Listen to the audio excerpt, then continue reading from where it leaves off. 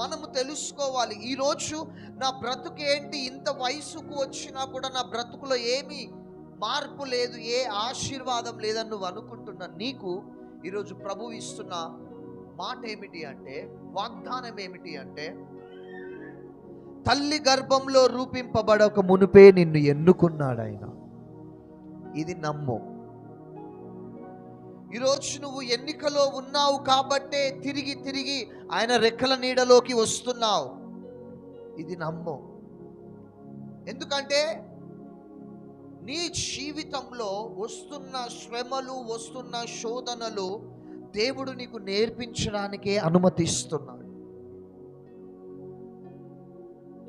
శోధింపబడిన వాడు ఏ నరమానవుడు లేడు ఈ భూలోకంలో. శ్రమలు అనుభవించని వాళ్ళు ఎవరూ లేరు ఈ భూలోకం.